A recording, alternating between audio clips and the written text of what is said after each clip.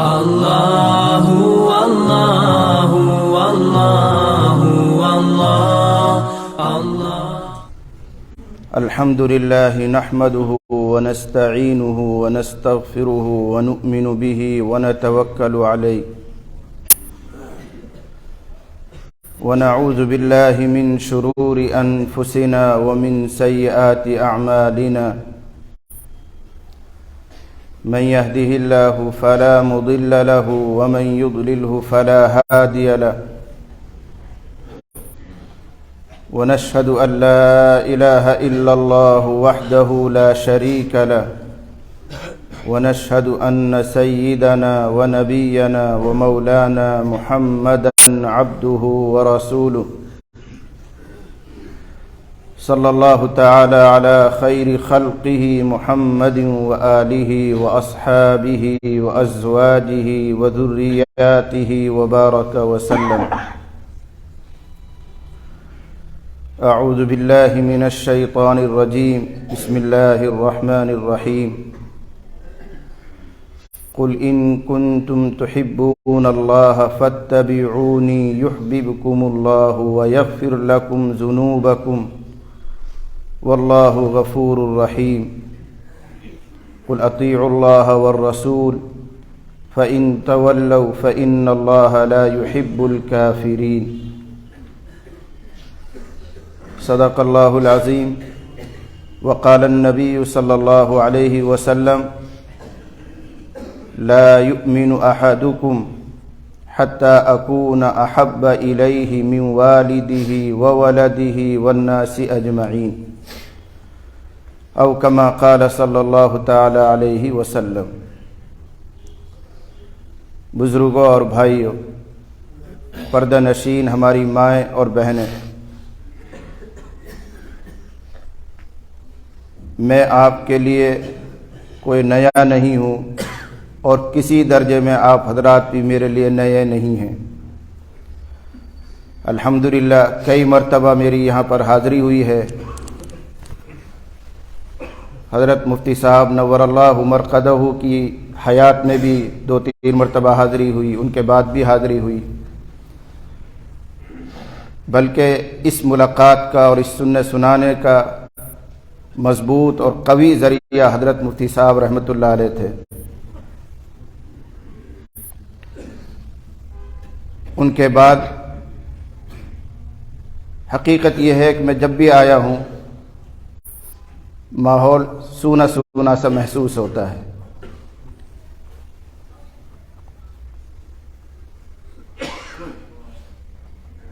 اللہ ان کو غریق رحمت فرمائے، ان کے درجات کو بلند فرمائے، اور ہمارے اس مل بیٹھنے کو، کہنے سننے کو اللہ تعالیٰ ان کے حق میں صدقہ جاریہ بنائے. ہر مرتبہ آپ حضرات کو اتنی بڑی تعداد میں دیکھ کر بہت مسرت ہوتی ہے، خوشی ہوتی ہے، اور اندازہ یہ ہوتا ہے کہ آپ حضرات کو اللہ سے، اس کے رسول سے، قرآن سے، اللہ کے اتارے ہوئے دین سے لگاؤ اور محبت ہے. جبھی آپ حضرات کھنچے چلے آتے ہیں، اور ماشاءاللہ اتنی بڑی مسجد ہر مرتبہ مجھے بھری ہوئی ملتی ہے.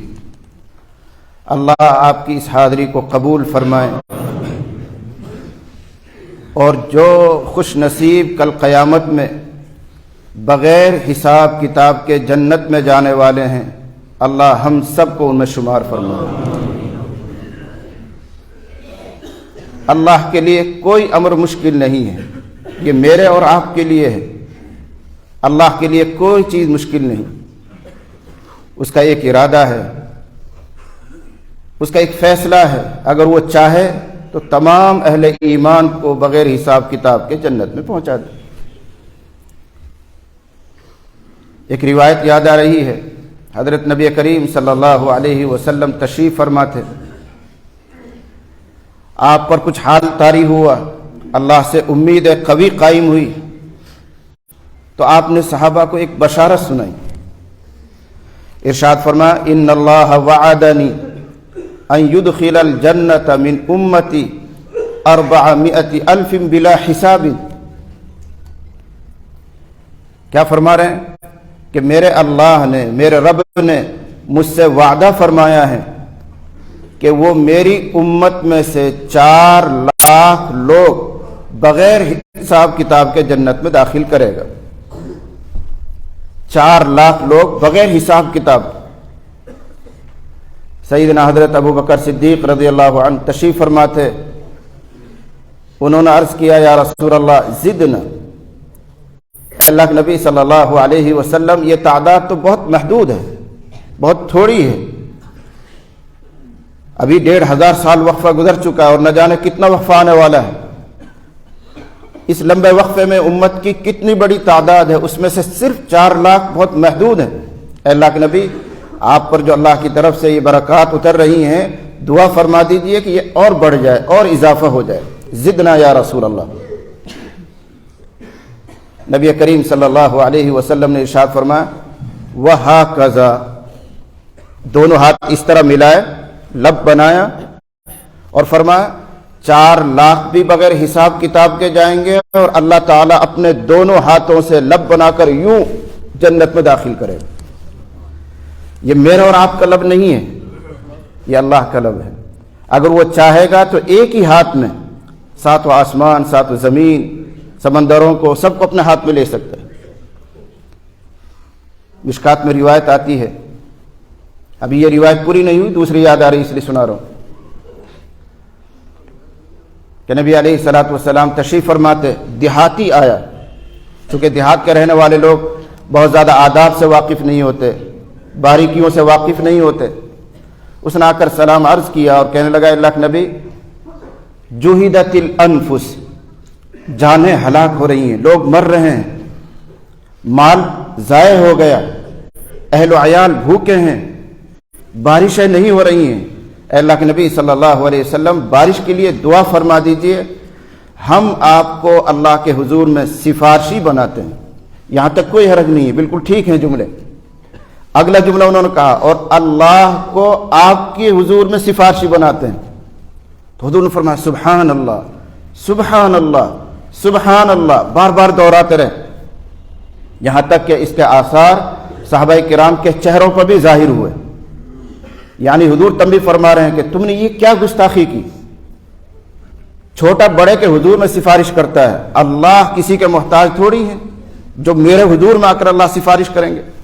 وہ دیہاتی تھا، ناواقف تھا. تب آپ نے فرمایا اتدری ما اللہ، جانتا بھی ہے اللہ کیا چیز ہے، اللہ کتنے عظیم ہیں، کتنے بڑے ہیں، جانتا بھی ہے.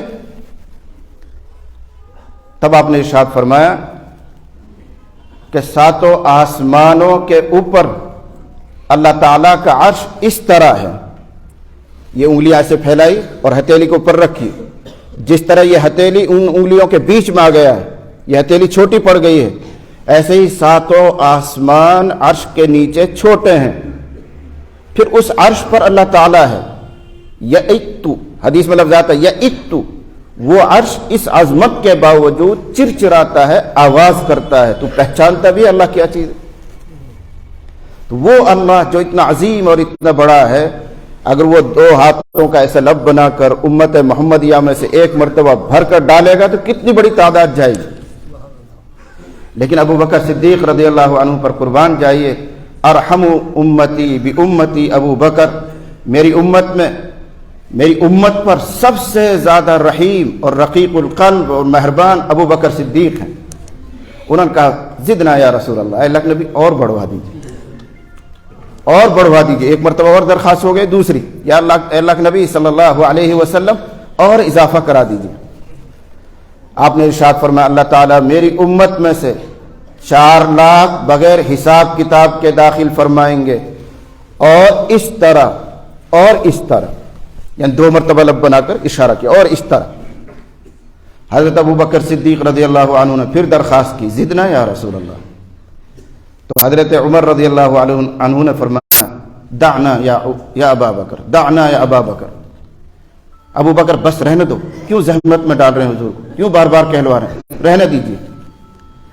حضرت ابو بکر صدیق رضی اللہ عنہ نے فرمایا اگر اللہ اپنی پوری مخلوق کو جنت میں ڈال دے تو تجھے کیا تکلیف ہے، تجھے کیوں پیٹ میں درد ہوتا ہے؟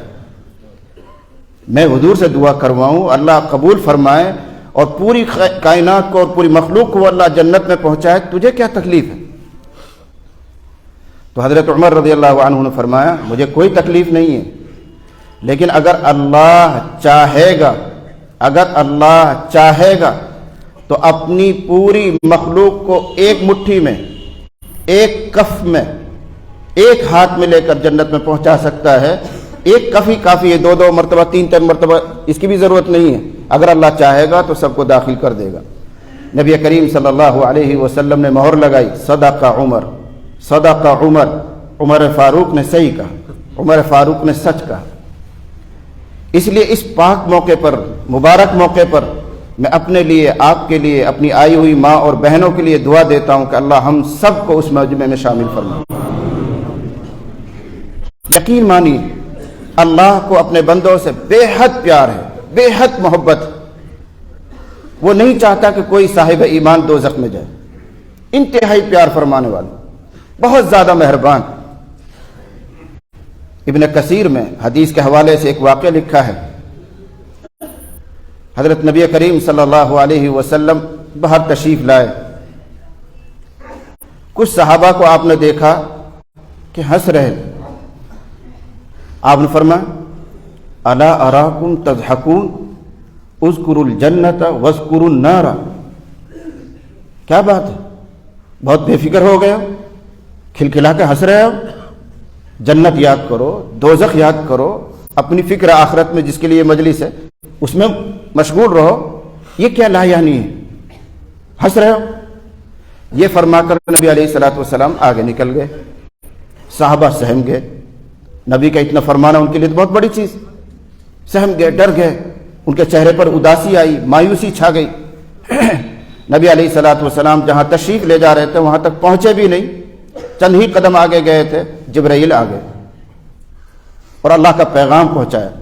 نبی علیہ الصلوۃ والسلام واپس لوٹے وہیں سے اور انہی صحابہ کو اب بشارت سنا رہے ہیں اور فرمایا جبرائیل آئے تھے میرے پاس اور کہہ رہے تھے کہ اللہ نے فرمایا یا محمد لم تقنط عبادی نبئ عبادی انی انا الغفور الرحیم، اے محمد آپ میرے بندوں کو کیوں مایوس فرماتے ہیں، آپ ان کو خبر دے دو کہ میں بہت معاف کرنے والا ہوں، بے حد مہربان ہوں۔ یہ 14ویں پارے کی آیت ہے، نبئ عبادی انی انا الغفور الرحیم۔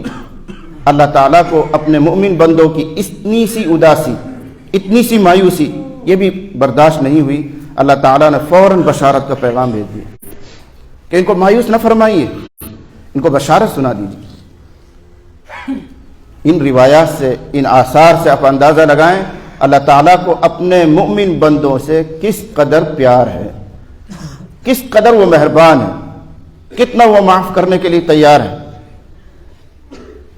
حدیث میں ایک واقعہ اور یاد آتا ہے، حضرت نبی کریم صلی اللہ علیہ وسلم کے پاس قیدی آئے، مرد بھی، بچے بھی، عورتیں بھی۔ بخاری میں قصہ آتا ہے کہ ایک عورت تھی، اس کا دودھ بھرا ہوا تھا، پستان اس کے بھرے ہوئے تھے دودھ سے، لیکن بچہ اس کے ساتھ نہیں تھا، قید ہو کر آئی تھی، بچہ اس کے گھر پہ وہیں رہ گیا۔ مال غنیمت کے طور پر جو غلام باندھی آیا کرتے تھے ان میں وہ قید ہو کر آئی ہے، بچہ ساتھ میں نہیں ہے، تو دودھ بھرا ہوا ہے اور وہ بے چین ہے، بے تاب ہے، برداشت نہیں ہو رہا اس سے، تو وہ قیدیوں میں کبھی ادھر جاتی ہے، کبھی ادھر جاتی ہے، دوڑتی ہے، بچہ کوئی مل جائے جس کو میں دودھ پلا دوں۔ ایک چھوٹا سا بچہ اس کو نظر پڑا، اس کو اٹھایا، سینے سے لگایا، دودھ پلایا اور اس کو پیار کرنے لگی۔ حضرت نبی کریم صلی اللہ علیہ وسلم نے صحابہ کو دیکھ کر فرمایا کیا خیال ہے تمہارا، کیا یہ عورت اگر اس کو اپنا بچہ مل جائے جو دوسرے کے بچے پر اتنی ہمدرد ہے، اتنی پیار کر رہی ہے، اگر اس کو اپنا بچہ مل جائے تو کیا یہ اس کو آگ میں ڈال سکتی ہے؟ صحابہ سے پوچھا کیا یہ عورت اپنے بچے کو آگ میں ڈال سکتی ہے؟ صحابہ نے کہا نہیں ہے اللہ کے رسول. تب آپ نے فرمایا للہ ارحم بعبادہ من ہذہ بولدہا، یقیناً اللہ تعالیٰ اپنے بندوں پر اس ماں سے زیادہ مہربان ہے. جتنی یہ مہربان ہو سکتی ہے اپنے بچے پر، اس سے کہیں زیادہ اللہ تعالیٰ مہربان ہے اپنے بندوں پر. اسی سے ملتا جلتا ایک واقعہ متفق علیہ روایت میں صحیحین میں ہے. نبی علیہ الصلوۃ والسلام غزوے کے لیے تشریف لے جا رہے تھے، جہاد کے لیے تشریف لے جا رہے تھے. کچھ نئے لوگ، اجنبی لوگ نظر پڑے لوگوں پر. رات کا اندھیرا رہا ہوگا. فرمایا من القوم، کون لوگ ہیں یہ جو نئے نظر آ رہے ہیں؟ انہوں نے کہا نحن المسلمون یا رسول اللہ، اللہ کے رسول ہم تو مسلمان ہی ہیں، غیر نہیں ہیں، مسلمان ہیں. جہاں یہ نئے لوگ تھے، مجمع تھا، وہاں ایک عورت چولہے میں آگ جلا رہی تھی. ہانڈی اس کے اوپر رکھی ہوئی تھی، اس میں وہ لکڑی ڈالتی ہے، آگ کو روشن کرتی ہے. چھوٹا سا بچہ اس کے پاس بیٹھا ہوا ہے. جب آگ کی لپٹ اور شعاع تیز ہوتی ہے تو وہ لپک کر اپنے بچے کو الگ کرتی ہے، آگ سے بچانا چاہتی ہے، کہیں آگ اس کو نہ لگ جائے، کوئی نقصان اس کو نہ پہنچ جائے.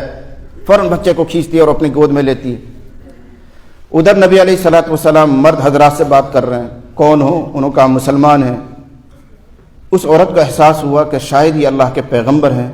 کسی طرح انہوں نے انداز لگایا تو وہ بچے کو اٹھا کر گود میں لے کر آئی اور آ کر سوال کر رہی انت رسول اللہ، آپ اللہ کے پیغمبر ہیں، آپ اللہ کے رسول ہیں؟ آپ نے فرمایا ہاں میں اللہ کا رسول ہوں. کیسا عجیب جملہ کہہ رہی ہے. الیس اللہ ارحم الراحمین، کیا اللہ تعالیٰ رحم کرنے والوں میں بھی سب سے زیادہ رحیم نہیں ہے، سب سے زیادہ رحم کرنے والا نہیں؟ آپ نے فرمایا بالکل ہے، بالکل سارے رحم کرنے والوں سے زیادہ رحیم ہے. دوسرا سوال الیس اللہ ارحم بعبادہ من الام بولدہا، کیا اللہ تعالیٰ اپنے بندوں پر اس سے زیادہ مہربان نہیں جتنی کوئی ماں اپنے بچے پر مہربان ہو سکتی؟ پیغمبر نے فرمایا بالکل، اس سے کہیں زیادہ مہربان ہے. تو اس نے اپنے بچہ سے اٹھایا اور فرمایا فإن الأم لا تلقي في النار، فإن الأم لا تلقي ولدها في النار. اے اللہ کے نبی صلی اللہ علیہ وسلم، میں ایک ماں ہوں، میں تجرباتی طور پر جانتی ہوں کہ کوئی ماں اپنے بچے کو آگ میں نہیں ڈال سکتی. اور آپ فرما رہے ہیں کہ اللہ ماں سے بھی زیادہ کہیں مہربان ہے. میں ماں ہوں، میں اپنے طور پر جانتی ہوں کہ کوئی ماں اپنے بچے کو آگ میں نہیں ڈال سکتی. نبی علیہ الصلوۃ والسلام نے اپنے سر مبارک جھکایا، آپ کے آنسو گرے، روئے آپ. پھر آپ نے گردن اٹھائی اور ارشاد فرمایا یہ عورت صحیح کہتی ہے، بالکل صحیح کہتی ہے کہ اللہ ماں سے بھی کہیں زیادہ مہربان ہے اور کوئی ماں اپنے بچے کو آگ میں نہیں ڈال سکتی ہے. ان اللہ لا يعذب الا المارد المتمرد الذي يتمرد على الله وابى ان يقول لا اله الا الله. کیا فرمایا؟ اللہ اپنے بندوں میں سے صرف اسی شرکش کو، اسی ناہنجار کو عذاب دے گا جو اللہ کے خلاف سرکشی کرتا ہے، اللہ کے خلاف بغاوت کرتا ہے اور لا الہ الا اللہ پڑھنے سے انکار کرتا ہے. جو کافر ہو، جو مشرک ہو، انکار کرتا ہو، اللہ اسی کو عذاب دے. یہ سب واقعات احادیث میں موجود ہیں، اہل علم تشریف فرما ہے. ان سب سے آپ اندازہ لگائیے کہ اللہ تعالیٰ اپنے بندوں سے کس قدر پیار فرماتا ہے. ایک صحابی تھے، وہ بھی چادر میں کچھ لپیٹ کر لا رہے تھے. پرندوں کے بچے تھے، چھوٹے چھوٹے چوزے تھے، افراخ حدیث میں اس کے لیے لفظ آتا ہے. اس نے اپنی داستان سنائی حضور کو آ کر. کہنے لگا اللہ کے نبی صلی اللہ علیہ وسلم، ایک جگہ سے میں گزر رہا تھا، ایک گھونسلہ نظر آیا، آشیانہ نظر آیا، اور ان میں بچوں کے چہکنے کی آواز آئی. تو میں نے وہ بچے پکڑ لیے اور اس کپڑے میں، اس چادر میں ان کو چھپا لیا اور میں لے کر چلا. اتنے میں ان پرندوں، ان بچوں کی ماں وہ آئی اور میرے سر پر منڈلانے لگی بچوں کی خاطر. بچوں کے پیار میں وہ چھوٹا سا پرندہ منڈلا رہا ہے. تو میں نے بچوں کو اڑایا نہیں، بس کپڑا یوں کھول دیا یوں کھول دیا اور اس کو دکھایا پرندے کو، تیرے بچے یہ ہیں، تو وہ ماں بھی خود ان بچوں کے پاس آ کر یہاں بیٹھ گئی، گویا اس نے اپنا آپ کو بھی قید کروانا گوارا کیا کہ مجھے بھی قید کر لو، جب میرے بچے تمہارے ساتھ ہیں تو مجھے بھی قید کر لو۔ اے اللہ کے نبی، یہ وہ سب ہیں، اس میں ماں بھی ہے، اس میں بچے بھی ہیں۔ ایسے حضور کو نکال کر دکھایا۔ تب فرمایا آپ نے، کیا تم لوگوں کو تعجب ہو رہا ہے، کیا تم لوگوں کو حیرانی ہو رہی ہے اس پرندے کے اپنے بچوں سے پیار کرنے پر کہ اس نے اپنا آپ کو بھی شکار کروایا، اپنا آپ کو بھی قیدی کروا لیا، آزاد رہنا گوارا نہیں کیا، کیا اس پیار سے تمہیں حیرانی ہوتی ہے؟ صحابہ نے کہا بالکل حیرانی ہو رہی ہے۔ آپ نے فرمایا یقین مانو کہ اللہ تعالیٰ اس سے بھی کہیں زیادہ اپنے بندوں سے پیار کرتا ہے جتنا یہ پرندہ اپنے بچوں سے کرتا ہے۔ جب اللہ ہم سے اتنا پیار کر رہا ہے تو اب اس کا مطالبہ یہ ہے کہ اے میرے بندو، تم بھی مجھ سے پیار کرو، تم بھی مجھ سے محبت کرو۔ ابھی حضرت فرما رہے تھے کہ اللہ سے، رسول سے پیار کرو، محبت کرو۔ مہربانی ہے ان کی کہ انہوں نے یہ جملے کہہ کر مجھے ایک موضوع دیا، ایک عنوان دیا۔ میں سوچ رہا تھا کہ کیا بات کروں، کیا کہوں۔ اللہ ان کو جزائے خیر دے، ان کے جملوں نے مجھے راہ پکڑوا دی، ایک راستہ دے دیا۔ اللہ بھی ہم سے مطالبہ کرتا ہے کہ میرے بندو پیار کرو، محبت کرو۔ ہر انسان کسی بھی مذہب کا ماننے والا ہو، وہ اللہ سے محبت کا داعی ہے، دعوے دار ہے، دعویٰ کرتا ہے کہ میں اللہ سے محبت کرتا ہوں، لیکن ہر محبت قابل قبول نہیں۔ اس آیت کریمہ میں جو میں نے خطبے میں پڑھی ہے وہی بات بیان کی گئی۔ قل ان کنتم تحبون اللہ فاتبعونی یحببکم اللہ، اور اگلی آیت مارا قل اطیعوا اللہ والرسول۔ دونوں آیتوں کو ملائیں گے تو خلاصہ یہ نکلتا ہے کہ اگر تم لوگ اللہ سے محبت کرنے کا دعویٰ کرتے ہو تو دو باتیں پیدا کرو۔ نمبر ایک، اتباع رسول، اتباع نبی کے پیچھے چلنا۔ اتباع کا معنی آتا ہے نقل کرنا، افعال اور اقوال کی نقل کرنا، جیسا ہمارا محبوب کرتا ہے ویسے کرنے کی کوشش کرنا، اس کو اتباع کہتے ہیں۔ نقل، جن کو محبت ہوتی ہے کھلاڑیوں سے، وہ کھلاڑیوں جیسے لباس پہنتے ہیں۔ جن کے فلم ایکٹروں سے محبت ہے وہ ان کی طرح بال رکھیں گے، لباس پہنیں گے۔ یہی وہ نقل، یہی وہ اتباع ہے۔ اے لوگو، اگر تم اللہ سے محبت کرنا چاہتے ہو یا محبت کا دعویٰ کرتے ہو تو پہلی چیز یہ پیدا کرو کہ اپنے اندر اتباع لاؤ، نبی کی نقل۔ وہ کس طرح بال رکھتے تھے، نبی کا لباس کیسا ہوتا تھا، نبی کی چال کیسی ہوتی تھی، نبی کے اخلاق کیسے تھے، وہ چیز کی نقل کرو، یہ اتباع ہے۔ اور دوسری چیز لازم ہے اطاعت، اطیعوا اللہ والرسول، اطاعت۔ اور اطاعت کے معنی آتے ہیں تعمیل حکم، نبی علیہ الصلوۃ والسلام کی طرف سے جو حکم تمہیں ملے اس کو کر گزرو، تعمیل حکم اطاعت، اور نقل افعال کا نام اتباع۔ تو جو بھی بندہ اللہ سے محبت کرتا ہے یا کرنے کا دعویٰ رکھتا ہے اس میں یہ دو باتیں ہونی چاہیے کہ نبی کی اتباع اور اطاعت۔ اس کے بغیر چارہ نہیں، اس کے بغیر گزارا نہیں۔ محمد صلی اللہ علیہ وسلم کامیاب اور ناکام لوگوں کے درمیان خط امتیاز ہے، فرق ہے۔ محمد فرق بین الناس، محمد صلی اللہ علیہ وسلم یہ خط کھینچ دیں گے، تقسیم کر دیں گے کون کامیاب ہے کون ناکام ہے۔ یعنی جو نبی کی اتباع کرے گا، نبی کی اطاعت کرے گا، وہ کامیاب لوگوں میں ہے۔ جو نبی صلی اللہ علیہ وسلم کی اتباع نہیں کر رہا ہے، آپ کی اطاعت نہیں کرتا ہے، وہ ناکام میں ہے۔ اس طرح آپ فرق کریں گے۔ یہ بخاری کا الفاظ ہے، محمد فرق بین الناس۔ ایک موقع پر آپ نے ارشاد فرمایا کل امتی یدخلون الجنت الا من ابا،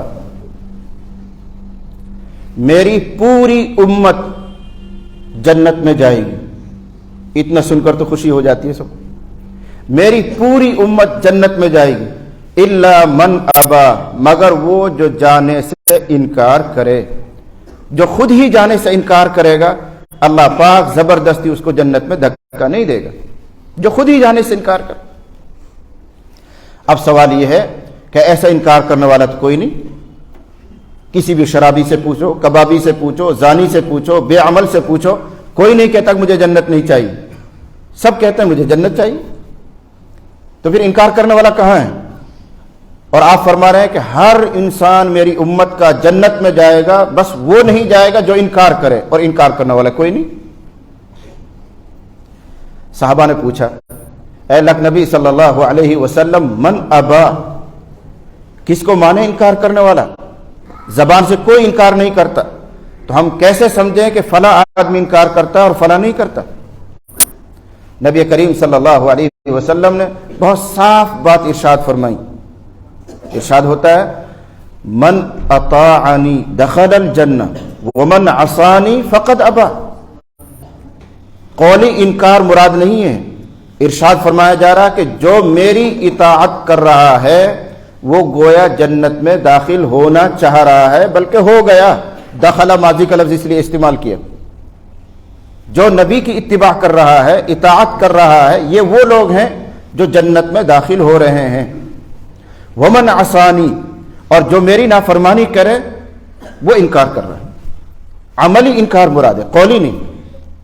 بڑے افسوس کے ساتھ یہ بات کہی جاتی ہے کہ امت محمدیہ میں ایک لمبی فہرست ہے، ایک بڑی تعداد ہے جو عملی طور پر جنت میں جانے سے انکار کر رہے ہیں، جو نمازوں سے دور ہیں، زکوٰۃ پوری طرح ادا نہیں کر رہے ہیں، رسول اللہ صلی اللہ علیہ وسلم کی سنتوں کو پامال کر رہے ہیں۔ یہ کون ہیں جو عملی طور پر جنت میں جانے سے انکار کر؟ اسی حدیث کے نیچے مشکات میں ایک دوسری روایت بھی آئی ہوئی ہے۔ آپ صلی اللہ علیہ وسلم نے ارشاد فرمایا کہ ایک دن ایسا ہوا کہ میں غنودگی میں ہوں، یعنی آنکھیں بند ہیں، نیند کا سا حال ہے، لیکن دل میرا بیدار تھا، اس کو غنودگی کہتے ہیں۔ تو نبی علیہ الصلوۃ والسلام آرام فرما رہے ہیں، آنکھیں آپ کی بند تھی، دل بیدار تھا، محسوس میں یعنی عقلیات میں، محسوسات میں آپ گھوم رہے ہیں۔ اتنے میں فرشتے آ گئے، کچھ فرشتے آپ کے پائنتی کی طرف کھڑے ہوئے، پاؤں کی طرف کھڑے ہوئے، اور کچھ فرشتے آپ کے سرہانے کھڑے ہوئے۔ اب یہ فرشتے آپس میں مکالمہ کر رہے ہیں، بات کر رہے ہیں۔ ان میں سے ایک فرشتے نے کہا، ان لصاحبکم ھذا مثلا فاضربوا له مثلا۔ کیا کہہ رہے ہیں؟ تمہارے اس ساتھی کی ایک عجیب سی انوکھی سی مثال ہے، تم وہ مثال ان کے سامنے بیان کرو۔ پیغمبر کی طرف اشارہ کر کے فرشتے کہہ رہے ہیں، ان صاحب کی، اس پیغمبر کی ایک عجیب سی مثال ہے، وہ بیان کرو۔ دوسرے فرشتے نے کہا، مثال بیان کر کے کیا فائدہ ہے؟ انہو نائم، حضرت تو آرام فرما رہے ہیں، اگر ہم آپس میں بات بھی کریں گے تو فائدہ کیا؟ سوتے ہوئے آدمی کو کیا خبر ہوتی ہے؟ وہ پوری طرح سنتے بھی نہیں، محفوظ بھی نہیں کر پاتا سونے والا۔ تو حضرت نبی کریم صلی اللہ علیہ وسلم سو رہے ہیں، آرام فرما رہے ہیں، مثال بیان کرنے سے فائدہ کیا؟ سرانے کی طرف جو فرشتہ تھا اس نے جواب دیا، ان العین نائمۃ والقلب یقظان۔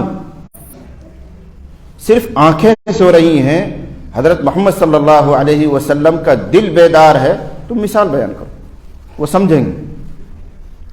اب مثال بیان کی جا رہی، مثلہ کمثل رجل بنا دارا وجعل فیہا مأدبۃ وبعث داعیا فمن اجاب الداعی دخل الدار واکل من المأدبہ۔ عجیب سی مثال۔ کیا فرمایا کہ حضرت محمد صلی اللہ علیہ وسلم کی مثال ایسے سمجھو جس طرح کسی آدمی نے شاندار مکان بنایا، اپنا محل تیار کیا اس نے، اور ہر بنانے والے کو یہ شوق ہوتا ہے کہ جب مکان پورا ہو جائے میں ایک دعوت کروں، لوگوں کو بلاؤں تاکہ لوگ میرا مکان دیکھیں، تعریف کریں، اور اگر دیندار ہوگا تو یہ نیت ہوگی تاکہ لوگ آئیں، دعا دے کر جائیں، میرے گھر میں خیر و برکت پیدا ہو۔ لیکن ہر مکان بنانے والے کو ایک شوق ہوتا ہے۔ تو محمد صلی اللہ علیہ وسلم کی مثال یہ ہے کہ کسی آدمی نے مکان بنایا، مکان بنا کر تیار کر لیا، اس کے بعد اس میں ایک دسترخوان لگایا، بے شمار نعمتیں اس پر رکھی گئی۔ اب دسترخوان پر کھانے کے لیے بلاوے کے طور پر داعی بنا کر، دعوت دینے والا بنا کر ایک شخص کو بھیجا گیا کہ جاؤ جو بھی ملے اس کو دعوت دے دو، اس کو ہمارے گھر کا راستہ بتا دو۔ اب ایک آدمی باہر نکلتا ہے، فرض کر لیجئے چوراہے پر کھڑا ہو گیا اور ہر آنے والے کو روک کر کے کہتا بھائی فلاں جگہ چلیے، ایک صاحب کا مکان تیار ہوا ہے، انہوں نے دعوت کی ہے، دسترخوان لگا ہوا ہے، آپ تشریف لے چلیں، کھانے کے لیے آپ بھی تشریف لے چلیں۔ وہ ہر ایک کو دعوت دے رہا ہے۔ اب آپ غور کرنا، یہاں 3 طرح کے لوگ ہوں گے۔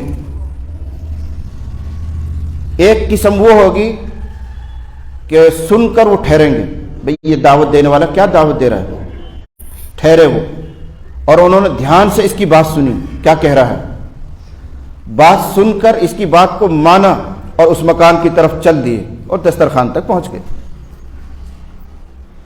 دوسری قسم ان لوگوں کی ہوگی جو ٹھہریں گے، اس کی بات بھی سنیں گے لیکن مانیں گے نہیں، ان کو کام بہت ہوگا، وہ کہیں گے نہیں صاحب ہمارے پاس وقت نہیں، ہم جاتے ہیں۔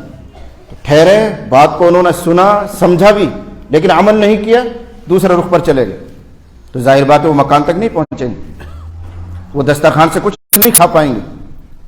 اور تیسری قسم انسانوں کی وہ ہوگی جو اس کا ہاتھ دینے کے باوجود، شور مچانے کے باوجود، اشارہ کر رہا، کوئی نہیں ٹھہرے گا، اپنی گاڑی لے کے نکلتے ہی رہیں گے، ٹائم ہی نہیں۔ ظاہر بات ہے ان کو کان میں بھی کوئی نیکی کی بات، کوئی دعوت کی بات نہیں پڑی، انہوں نے مکان کو بھی نہیں دیکھا ہوگا، دسترخوان پہ بھی نہیں پہنچیں گے، یہ بالکل ہی محروم رہ گئے۔ بہرحال ان فرشتوں نے یہ مثال دی کہ محمد صلی اللہ علیہ وسلم کی مثال اس طرح سمجھو کہ ایک آدمی نے مکان بنایا، دسترخوان رکھا، پھر ایک بلانے کے لیے آدمی بھیجا۔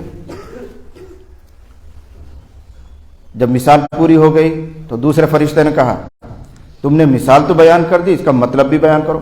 اولوہا لہو یفقہا، محمد صلی اللہ علیہ وسلم کے سامنے اس مثال کی تعویل کرو، اس کا مطلب بیان کرو تاکہ وہ سمجھیں اور پھر امت کو یہ پیغام پہنچائیں۔ فرشتے نے پھر وہی بات کہی کہ حضرت تو آرام فرما رہے ہیں، تعویل کرنے سے، مطلب بیان کرنے سے حاصل کیا ہوگا، آرام میں ہیں۔ فرشتے نے پھر تسلی دی، گھبراؤ نہیں، ان العین نائمۃ، حضرت کی آنکھیں سو رہی ہیں، دل بیدار ہے، جس طرح تم نے مثال بیان کی ہے اب اس مثال کا مطلب بھی بیان کرو۔ اب فرشتہ خود مثال بیان کر رہا ہے اور اس کا مطلب بیان کر رہا ہے۔ کیا کہتا ہے کہ اس کا مطلب یہ ہے کہ اللہ تعالیٰ نے ایک شاندار محل بنایا ہے، مہمان خانہ تیار کیا ہے جس کو جنت کہتے ہیں، اور اس میں ایسی نعمتیں تیار کی ہیں جو وہم و خیال سے بھی باہر ہیں، جو کسی آنکھوں نے نہیں دیکھی، کانوں نے سنی نہیں، کسی کی فکر کی رسائی وہاں تک نہیں ہے۔ ایسی نعمت اللہ تعالیٰ نے اس جنت میں، اس مہمان خانے میں تیار کی ہیں اور رکھی ہیں۔ تو گھر گویا جنت ہے، نعمتیں وہاں ایک دسترخوان ہے۔ اب اللہ تعالیٰ نے اس جنت کی طرف بلانے کے لیے دنیا کے چوراہے پر حضرت محمد صلی اللہ علیہ وسلم کو بھیجا۔ فمن اجاب محمدًا دخل الجنت، پس جو محمد صلی اللہ علیہ وسلم کی بات کو قبول کرے گا، یہ لفظ ہے اجاب، یعنی ٹھہرے بھی، سنے بھی اور محمد صلی اللہ علیہ وسلم کی بات کو قبول بھی کرے، وہ سیدھا دسترخوان پر جائے گا، اللہ کے مہمان خانے میں پہنچے گا، نعمتیں کھائے گا۔ اور جس نے محمد صلی اللہ علیہ وسلم کی بات کو نہیں سنا یا سنا لیکن مانا نہیں، وہ خطرے میں، وہ مکان تک نہیں پہنچے گا، وہ اللہ کی نعمتوں سے فائدہ نہیں اٹھائے گا۔ یہ مثال بیان کر کے پھر وہ جملہ آتا ہے محمد فرق بین الناس، محمد صلی اللہ علیہ وسلم ہی خط امتیاز کھینچنے والے ہیں لوگوں میں، کون کامیاب ہوگا کون ناکام ہوگا۔ یہ ایسا آئینہ ہے کہ اس میں ہم سب اپنا چہرہ دیکھ سکتے ہیں کہ ہم کہاں کھڑے ہوئے ہیں۔ ہم نے حضرت نبی کریم صلی اللہ علیہ وسلم کی کتنی باتوں کو سنا اور مانا۔ صرف سننا کافی نہیں ہے، سنتے بہت ہیں، دعوت والوں نے بھی سنایا، مدرسہ والوں نے بھی سنایا، اس طرح فکر مند علماء نے یہ مجلس قائم کی، اس میں بھی آپ کو سنایا گیا۔ سننے کی حد تک بہرحال ثواب ہے، نیکی ہے، انکار نہیں، لیکن اصل فضیلت ان لوگوں کے لیے ہے جو سن کر مانتے ہوں، جو سن کر اپنی زندگی میں تبدیلی لاتے ہوں، جو سن کر اپنے گناہوں سے توبہ کرتے ہوں، اپنی زندگی کا رخ نئے راستے پر ڈالتے ہوں، وہ کامیاب لوگ. فبشر عباد الذین یستمعون القول فیتبعون احسن. قرآن کہہ رہا ہے اے محمد صلی اللہ علیہ وسلم ان لوگوں کو خوشخبری سناؤ جنت کی، اللہ کی رحمت اور مغفرت کی، جو دھیان سے بات کو سنتے ہیں پھر اس کے پیچھے چلتے ہیں. جو بات کو دھیان سے، یسمعون نہیں، جو دھیان سے کان لگا کر بات سنتے ہیں، دل پر اتارتے ہیں، پھر اس کے پیچھے چلتے ہیں، ان کے لیے بشارت سنو. حضرت نبی کریم صلی اللہ علیہ وسلم کو دنیا میں اسی مقصد کے لیے بھیجا گیا. صرف ہدایت نہیں، صرف ہدایت تو قرآن سے بھی ہو جاتی. اللہ تعالیٰ قرآن کریم ہدایت نامہ اس کو اتارتے اور جبرائیل کے ذریعے اعلان کرواتے، اے لوگوں سنو کہ خانہ کعبہ کی چھت پر کتاب ہدایت رکھی ہوئی ہے. جس کو ہدایت لینی ہو، جس کو معلوم کرنا ہو کہ جنت کا راستہ کیسے طے ہوتا ہے، جاؤ کتاب پڑھو. یہ کام تو جب بھی ہو جاتا ہے. حضرت محمد صلی اللہ علیہ وسلم کو جو دنیا میں مبعوث کیا گیا ہے، یہاں بھیجا گیا ہے، اس کا مقصد یہ تھا کہ کتاب ہدایت میں جو کچھ ہے اس کو نمونے کے طور پر کر دکھائیں گے محمد صلی اللہ علیہ وسلم. پھر تم ایسا کرتے رہنا. کتاب ہدایت سے تمہیں حکم ملے گا نماز پڑھو، اس کتاب ہدایت سے تمہیں حکم ملے گا حج کرو، کتاب ہدایت سے تمہیں اخلاق کی تعلیم ملے گی. لیکن اخلاق کیسا ہوتا ہے، نماز کس طرح پڑھی جاتی ہے، یہ نمونہ محمد صلی اللہ علیہ وسلم کی زندگی میں تمہیں ملے گا. لقد کان لکم فی رسول اللہ اسوۃ حسنہ. آئیڈیل، مثال، نمونہ ہے محمد صلی اللہ علیہ وسلم. ورنہ ہدایت تو کتاب میں بھی موجود ہے. سبق ہدایت کہہ لیجئے، ہدایت کے رموز کہہ لیجئے. راستے تو قرآن سے بھی معلوم ہو سکتے ہیں، لیکن ان راستوں پر کیسا چلا جائے گا، ان اعمال کو کس طرح انجام دیا جائے گا، اس کا طور طریق کیا رہے گا، اس کے لیے مثال اور نمونہ ہے حضرت محمد صلی اللہ علیہ وسلم. اس لیے میں کہا کرتا ہوں کہ حضرت محمد صلی اللہ علیہ وسلم کو نمونہ بنانا تھا، مثال بنانا تھا. اسی لیے اللہ تعالیٰ نے اپنے نبی سے، اپنے حبیب سے کچھ ایسے کام بھی کروائے. میرے جملوں کو ذرا سن لینا دھیان سے، کبھی کوئی اعتراض ہوا کرے آپ کو. حضرت نبی کریم صلی اللہ علیہ وسلم کو نمونہ بنانا تھا، اس لیے اللہ تعالیٰ نے اپنے حبیب سے کچھ ایسے کام بھی کروائے جو بظاہر نبی کی شان کے خلاف، جو بظاہر کہہ رہا ہوں، جو بظاہر نبی کی شان کے خلاف ہے. ہماری اور آپ کی عقل نہیں مانتی کہ نبی سے ایسا کام، لیکن ہوا نہیں، کروایا گیا. کیوں؟ تاکہ رہتی دنیا تک کے لیے، قیامت تک کے لیے انسانوں کو ایک نمونہ مل جائے، ایک مثال مل جائے. ایک دو واقعات میں سناؤں تاکہ یہ بات سمجھ میں آئے. احادیث کے ذخیرے میں یہ واقعہ آپ کو ملے گا اور صحیح روایات میں ملے گا کہ حضرت نبی کریم صلی اللہ علیہ وسلم نے 4 رکعت والی نماز پڑھائی. حضرت ابو ہریرہ رضی اللہ عنہ سے روایت لے رہے ہیں ابن سیرین کہتے ہیں کہ میرے استاد نے تو نماز کو متعین فرمایا تھا کہ ظہر کی نماز تھی یا عصر کی نماز تھی، میں بھول گیا. ولکن نسیت، میں بھول گیا. اب چاہے ظہر ہو یا عصر ہو، بہرحال 4 رکعت والی نماز کا واقعہ ہے کہ نبی کریم صلی اللہ علیہ وسلم نے 4 رکعت والی نماز پڑھائی اور بھول کر 2 پر آپ نے سلام پھیرا. آپ سمجھ رہے ہیں کہ میں نے 4 پوری پڑھائی اور غلطی سے، بھول سے آپ نے 2 پر سلام پھیر دیا اور نماز پوری فرما کر اپنے حجرے میں تشریف لے گئے. مسجد سے لگے ہوئے حجرے تھے، اس میں آپ تشریف لے گئے.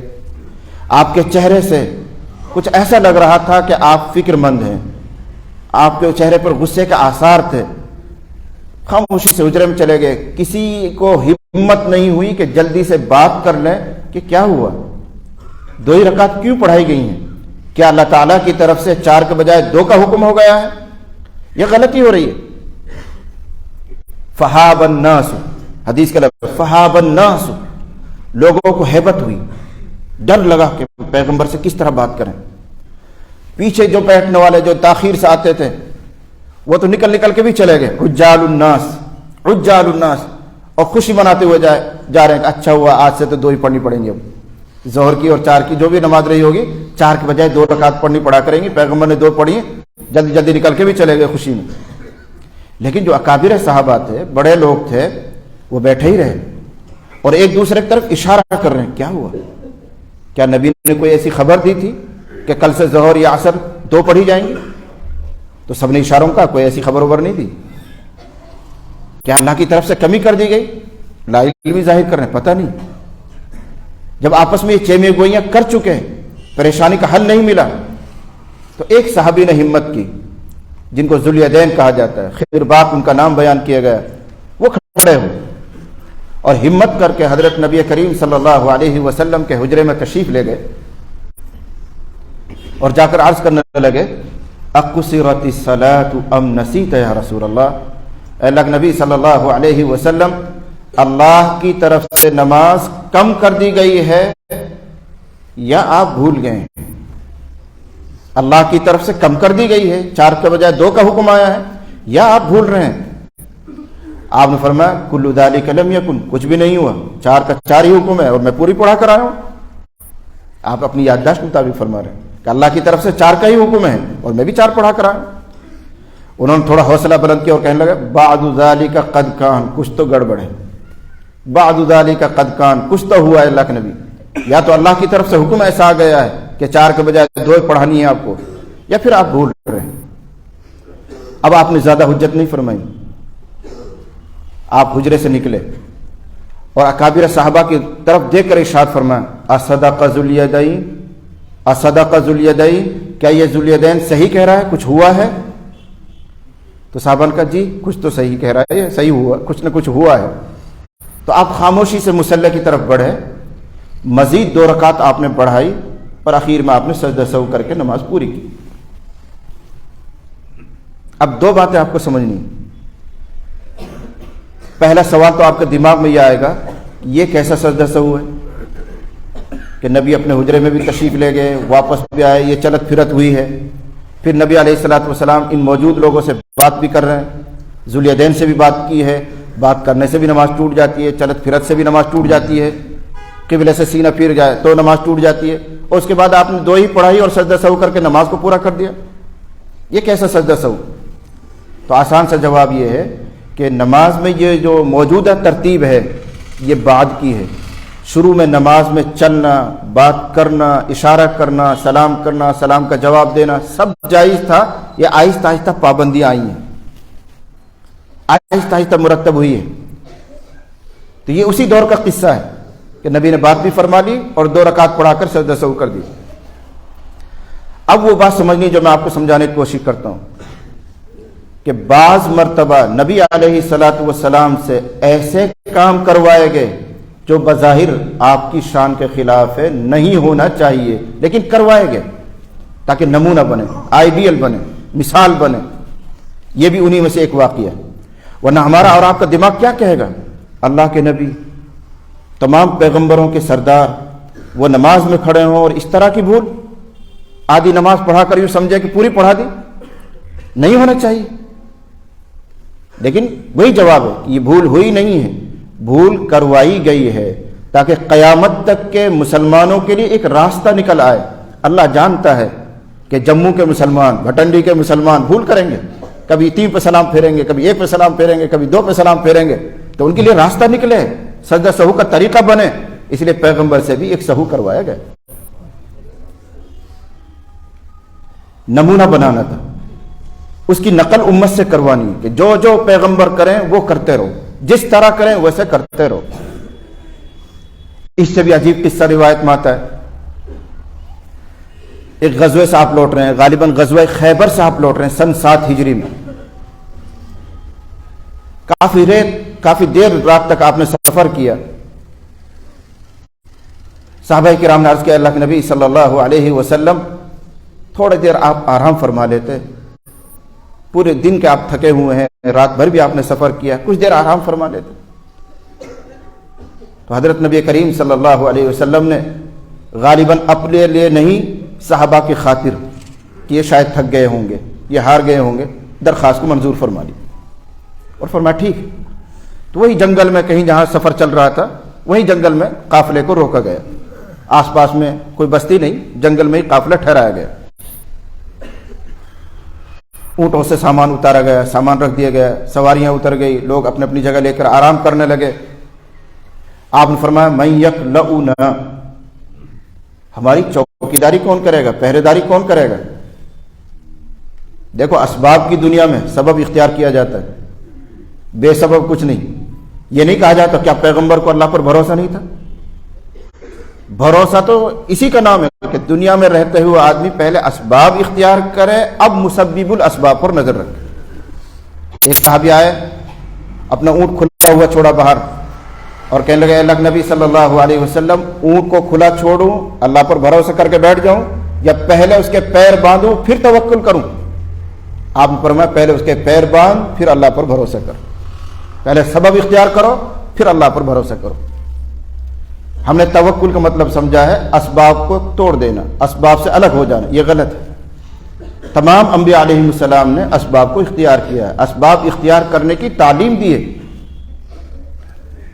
میں شاید موضوع سے ہٹ جاؤں، یاد دلا دیں حضرت مفتی صاحب، حضرت یعقوب علیہ السلام کے صاحبزادگان تشریف لے جا رہے ہیں مصر غلہ لینے کے لیے، 13واں پارے میں قصہ آتا ہے، تو کیا تعلیم دی انہوں نے؟ یا بنی لا تدخلوا من باب واحد وادخلوا من ابواب متفرقہ، اے میرے بچوں تم لوگ جا رہے ہو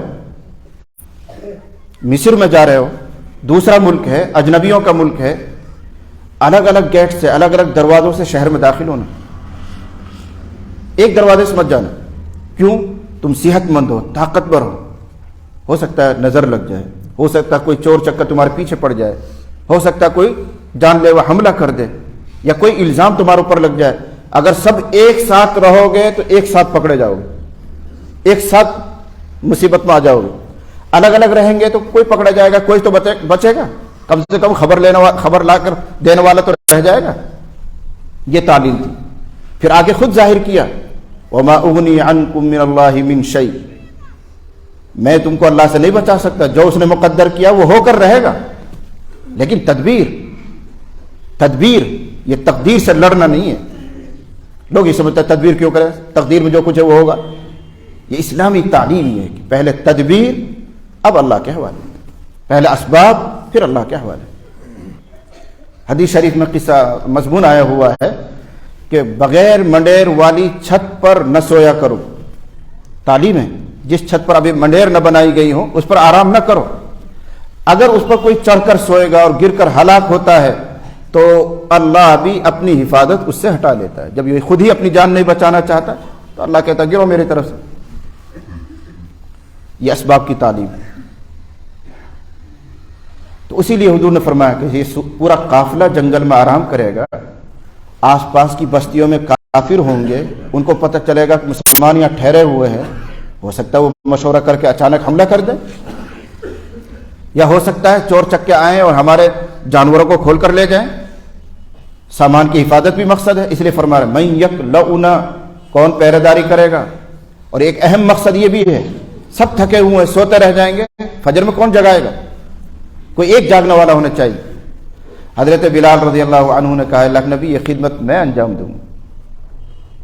ہوتے ہیں کچھ لوگ ایسے، حالانکہ تھکے ہوئے تو وہ بھی ہیں، پورے دن انہوں نے بھی کام کیا ہے، رات بھر وہ بھی چلے ہیں، لیکن ایسے حوصلے مند لوگ ہوتے ہیں جو خدمت میں آگے آ جاتے ہیں۔ انہوں نے کہا اللہ نبی یہ کام میں کروں گا۔ آپ نے فرمایا بہت اچھا۔ اب پورا قافلہ آرام کر رہا ہے، حضرت نبی کریم صلی اللہ علیہ وسلم بھی آرام فرما رہے ہیں، اور حضرت بلال رضی اللہ عنہ پورے قافلے کے ارد گرد چکر لگا رہے ہیں، جانوروں کی حفاظت، سامان کی حفاظت، رفقا کی حفاظت، چکر لگا رہے ہیں جیسے پہرے دار گھومتا ہے، چوکیدار گھومتا ہے۔ جب صبح صادق کا وقت قریب آیا تو اس زمانے میں گھڑی نہیں ہوتی تھی کہ ٹائم دیکھ کر وہ اذان پڑھیں گے، مشرق کی طرف سے صبح صادق کی جو روشنی ہوتی ہے اس کو پہچان کر سمجھ کر اذان پڑھی جاتی تھی۔ اس کا تجربہ حضرت بلال کو تھا، لمبے زمانے سے مؤذن تھے، اذان پڑھتے رہتے تھے۔ تو انہوں نے خیال کیا کہ میں ادھر رخ کر کے مشرق کی طرف منہ کر کے بیٹھ جاتا ہوں، جب صبح صادق کی روشنی نظر آئے گی تو کھڑے ہو کے اذان پڑھوں گا۔ تو انہوں نے اپنے اونٹ سے کمر لگائی اور یوں منہ کر کے مشرق کی طرف بیٹھ گئے کہ جیسے ہی وہاں سے صبح صادق کی نظر آئے گا میں اذان پڑھوں گا۔ بہرحال انسان ہے، رات بھر سوئے ہوئے جاگے ہوئے ہیں، دن بھر کے تھکے ہوئے ہیں، انہوں نے ایسا سہارا لگایا اور آنکھ لگ گئی، سو گئے۔ اب پورا قافلہ سو رہا ہے، حضرت نبی کریم صلی اللہ علیہ وسلم بھی آرام فرما ہے، اور جگانے کا جو الارم طے کیا گیا تھا وہ الارم بھی سو گئے۔ حضرت بلال الارم ہی تو تھے، وہ بھی بند ہو گئے، وہ بھی سو گئے۔ صبح صادق ہوئی، فجر کی نماز کا سارا وقت نکل گیا، سورج طلوع ہو گئے، سورج نکل گئے، اور سورج کی شعائیں حضرت نبی کریم صلی اللہ علیہ وسلم کے چہرے مبارک پر پڑی تو سب سے پہلے گھبرا کر اٹھنے والے آپ تھے، سب سے پہلے گھبرا کر اٹھے اور فرمایا اینا بلال، بلال کہاں ہیں؟ ان کی ذمہ داری تھی کہ وہ جگائیں، کہاں ہے بلال؟ تو لوگ دوڑے دوڑے گئے، جگایا، دیکھا حضرت تو سو رہے ہیں، جگایا، چلو حضرت طلب کر رہے ہیں۔ کوئی گھبراہٹ نہیں، کوئی پریشانی نہیں، اس لیے کہ وہ جانتے ہیں کہ پیغمبر کی عدالت میں انصاف ہی انصاف ہے، زبردستی کان نہیں پکڑوائے جائیں گے، جیسا ہمارے مدرسے میں ہوتا ہے طالب علم سے کان پکڑو، ان کو معلوم ہے کہ حضور کے دربار میں ایسے زبردستی کان نہیں پکڑائے جائیں گے، وہاں سنی جائے گی بات۔ بڑے اطمینان سے چل کر آئے، حضور نے فرمایا بلال کیا ہوا؟ تمہاری ذمہ داری تھی جگانے کی، کہاں چلے گئے تھے؟ بہت سادہ اور بہت سچا جواب دیا، کہنے لگے اے اللہ کے نبی صلی اللہ علیہ وسلم، جس اللہ نے آپ کو سلائے رکھا اس اللہ نے مجھے بھی سلا دیا۔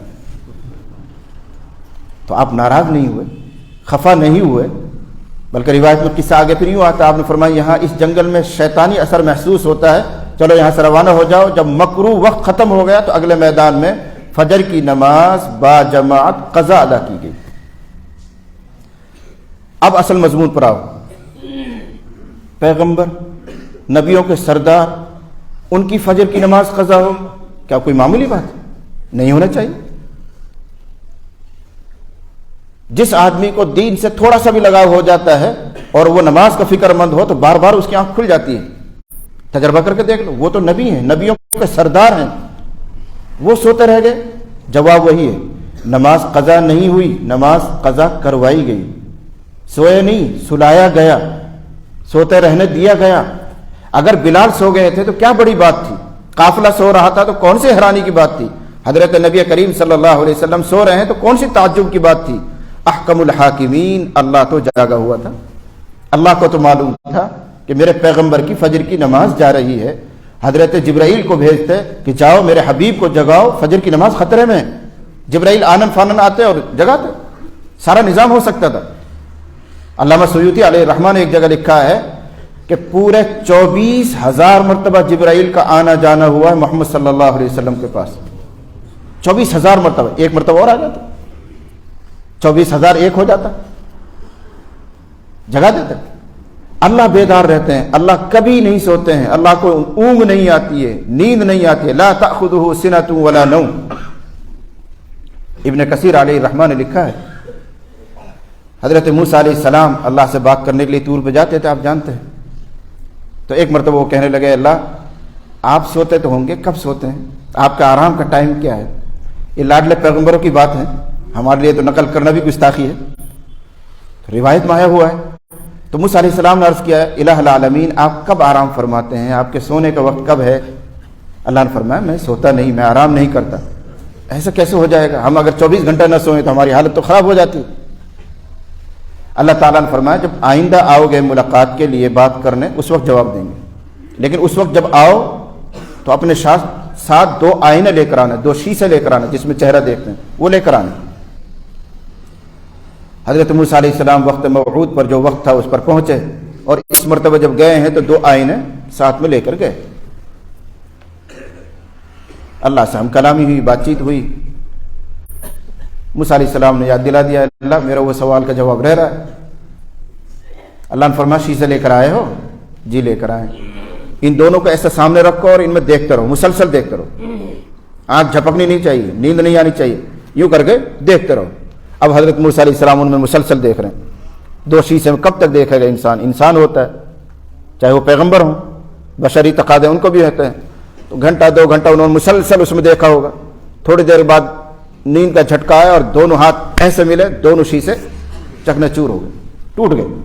ان کی نگرانی وہ پوری طرح نہیں کر سکے، یوں دیکھ نہیں سکے، جھٹکا آیا اور ٹوٹ گئے۔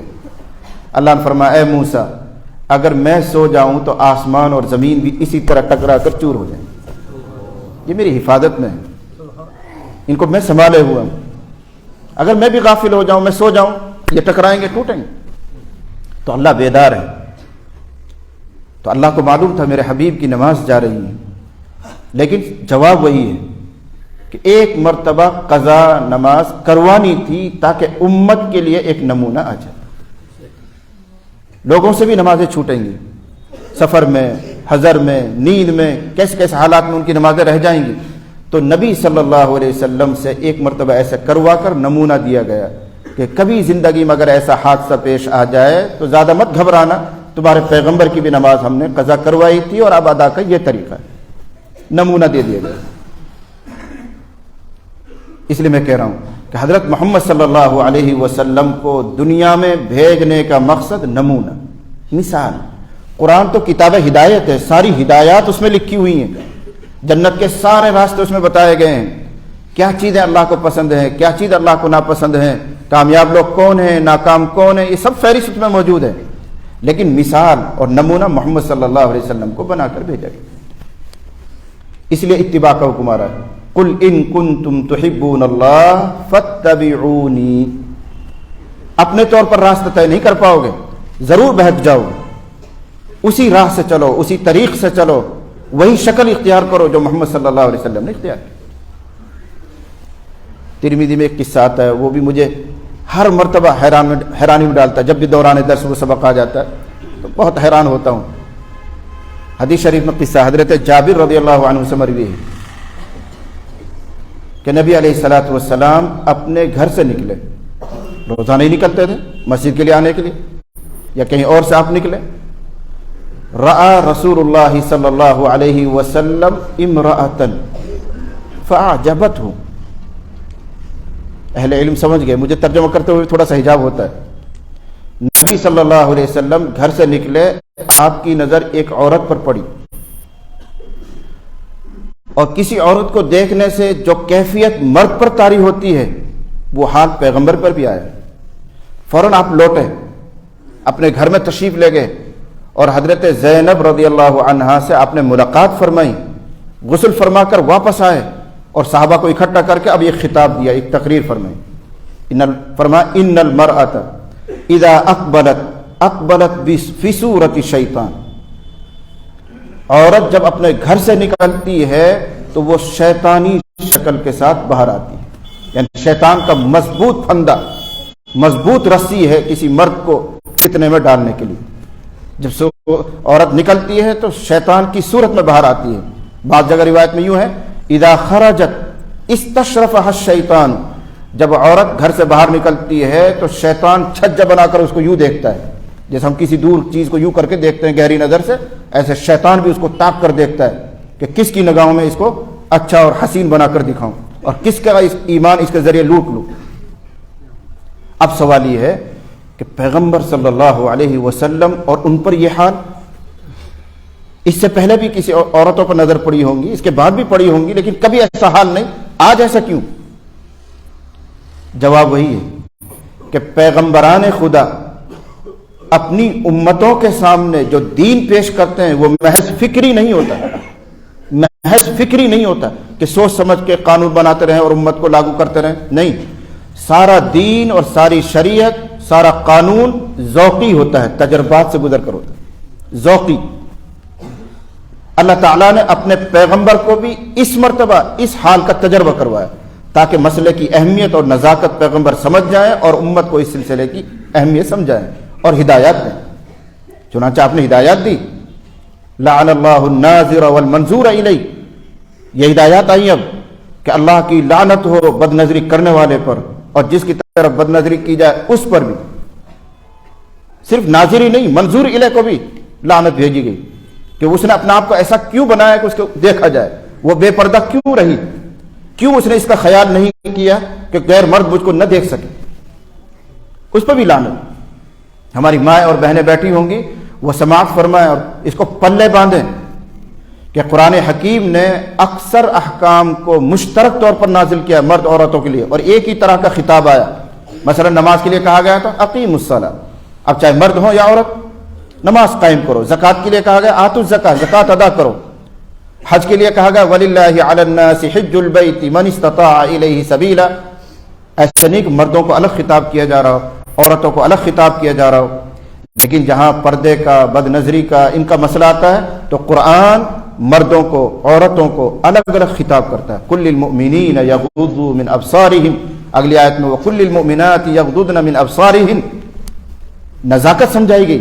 ورنہ تو یہاں بھی کہا جا سکتا تھا اے پیغمبر میرے مؤمن بندوں اور بندیوں سے کہہ دو کہ اپنی نگاہیں پست رکھا کریں. ایک مجموعہ آ جاتا، ایک صیغہ آ جاتا. لیکن نہیں، الگ الگ. مومنوں سے کہو کہ اپنی نگاہیں جھکائیں، اور مومن عورتوں سے بھی کہیں کہ وہ اپنا پردے کا خیال کریں، بد نظری سے اپنے آپ کو بچائیں، نگاہیں پست رکھیں. لیکن نہیں، عورتوں کو پتہ نہیں کیا شوق ہو گیا ہے اپنے آپ کو ظاہر کرنے کا اور دوسروں کو دکھلانے کا. اپنا بھی دین برباد کرتی ہیں اور دوسروں کا بھی دین لٹا دیتی ہیں. تو جب پیغمبر پر یہ حال طاری ہوا تو آپ نے اس مسئلے کی نزاکت کو سمجھا اور پھر مختلف ہدایات دی. ارشاد فرمایا ہرگز کوئی مرد کسی ایسی عورت کے گھر میں نہ جائے جب اس کا شوہر گھر میں موجود نہ ہو. شوہر کاروبار پہ گیا ہوا ہے، چلے میں گیا ہوا ہے، درس میں مشغول ہے، مدرسے میں 12 گھنٹے کے بعد گھر میں آئے گا. اس وقفے میں کوئی غیر کسی عورت کے گھر میں ہرگز نہ جائے، اس لیے کہ تیسرا وہاں پر شیطان ہوتا ہے. یہ ہدایت دی گئی. تو ان واقعات کے ذریعے آپ سمجھنے کی کوشش کریں کہ اللہ تعالیٰ کو یہ منظور تھا کہ محمد صلی اللہ علیہ وسلم نمونہ بنے، اس لیے عجیب و غریب واقعات آپ سے کروائے گئے نمونہ بنانے کے لیے. یہی پہلی آیت کا ٹکڑا ہے. اے محمد فرما دیجئے اگر تم اللہ سے محبت کرتے ہو، نہ جانے اپنی محبت کے اظہار کے لیے کیا کیا طریقے اختیار کرو گے، کیسے کیسے گیت اختیار کرو گے، رسم و رواج میں پڑھو گے. میرے یہاں محبت کا ایک ہی معیار ہے، محمد صلی اللہ علیہ وسلم کی اتباع. کسی ڈھول دھماکے کی، کسی نعت گوئی کی، فلاں کی، کسی چیز کی کوئی ضرورت نہیں ہے. کرو، شوق ہے پورا کرو، لیکن اصل معیار ہے محمد صلی اللہ علیہ وسلم کی اتباع. آپ کی نقل، آپ کس طرح بیٹھتے تھے، آپ کس طرح بات کرتے تھے، کس طرح نماز پڑھتے تھے، آپ کے اخلاق کیسے تھے، آپ کے کھانے کا طریقہ کیا تھا، اس کی اتباع کرو. لیکن یہاں بھی ہم سے بھول ہو جاتی ہے کہ جو اچھی سنتیں معلوم ہوتی ہیں، میٹھی سنتیں معلوم ہوتی ہیں، جن میں زیادہ مجاہدہ نہیں ہے، جماعت میں جانے کی برکت سے یا عالم کی صحبت میں رہنے کی برکت سے، خانقاہ میں آنے جانے کی برکت سے ان کو یاد کر لیتے ہیں اور عمل بھی شروع کر لیتے ہیں. اور جن سنتوں میں مجاہدہ ہے، مشقت برداشت کرنی پڑتی ہے، یا تو ان کو سیکھتے نہیں، اور اگر سیکھتے ہیں تو عمل نہیں کرتے. مثلا جماعت میں جائیں گے، چلے میں جائیں گے تو سیکھ کر آئیں گے. دسترخوان بچھانا چاہیے، دسترخوان پر کھانا رکھ کر تب کھائیں، بغیر دسترخوان نہ کھائیں. ہاتھ دھونا چاہیے، بسم اللہ پڑھ کر کھانا چاہیے. یہ سنت یاد کر کرنا چاہیے، ماشاءاللہ اچھی بات ہے. لیکن جو سب سے اہم سنت ہے اس کو بھول جاتے ہیں یا پھر یاد ہی نہیں کرتے. اس کو سب سے اہم سنت ہے کم کھانا، اس کو کوئی نہیں کرتا. جتنی بھوک ہے اس سے بھی زیادہ کھائیں گے. حالانکہ حدیث میں صراحتاً تعلیم آئی ہوئی ہے کہ اپنے پیٹ کے 3 حصے کرو.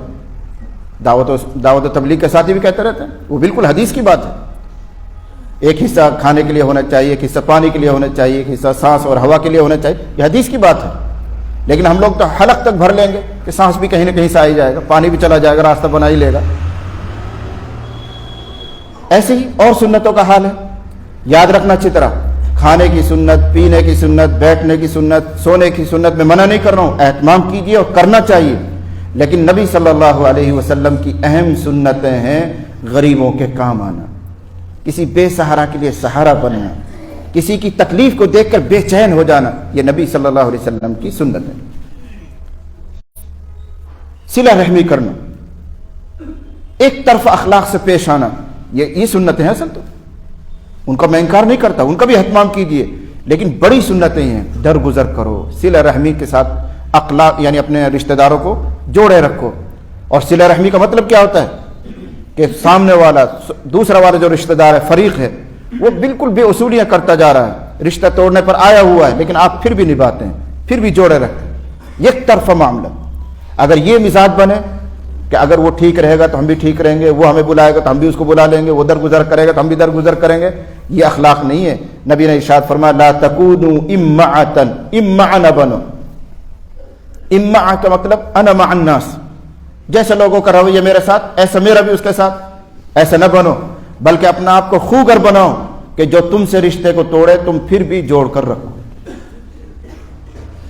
جو تم کو نہ کھلائے تم پھر بھی اس کو کھلاؤ، جو تمہارے اوپر ظلم کرے تم اس کو پھر بھی درگزر کر دو. یہ نبی کے اخلاق، ان کو بھول جاتے ہیں. یہ اہم سنت ہے.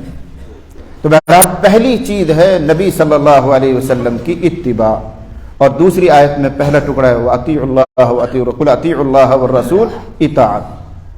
تو ان دو چیزوں کا جو ثبوت دے دے گا وہ نبی صلی اللہ علیہ وسلم کی اتباع اور اطاعت میں کامل اتر جائے گا، وہی اللہ سے محبت کرنے والا ہے. ظاہری طور پر اچھا لباس پہن لیا اور اہل علم کی طرح باوقار رہنے لگے، صلحہ کی سی شکل بنا لی، اچھی بات ہے، لیکن کامل معیار یہ ہے کہ جو اتباع اور اطاعت کامل طور پر کرے گا وہ اللہ سے زیادہ محبت کرنے والا ہے. پھر کیا ملے گا جب اللہ سے محبت کریں گے؟ وہی ملے گا جو ہر مومن کی چاہت ہے. قل اطیعوا اللہ والرسول، اس سے پہلی والی آیت میں یحببکم اللہ ویغفر لکم ذنوبکم، یغفر لکم ذنوبکم. جب تم محبت کرو گے تو اللہ بھی تم سے محبت کرے گا، اور اس کو تو پہلے سے تم سے محبت ہے. اس محبت کے نتیجے میں اللہ تمہیں بخش دے گا، تمہارے گناہوں کو درگزر کر دے گا. ہر مومن کی یہ چاہت ہے کہ روز قیامت ہم مغفور ہو جائیں، معاف ہو جائیں. اللہ نے بتا دیا کہ اگر اپنی مغفرت چاہتے ہو، آخرت میں کامیابی چاہتے ہو، تو میری محبت کا جو ثبوت ہے وہ پیش کر دو. اور محبت کا ثبوت اتباع رسول، اطاعت رسول. میرے خیال سے وقت پورا ہو رہا ہے. انہی گزارشات پر میں بات کو پورا کرتا ہوں. اللہ تعالیٰ مجھے بھی، آپ کو بھی، تمام سننے والوں کو اور پردہ نشین خواتین کو سب کو عمل کی سعادت اور توفیق عطا فرمائے. وآخر دعوانا ان الحمد للہ رب العالمین.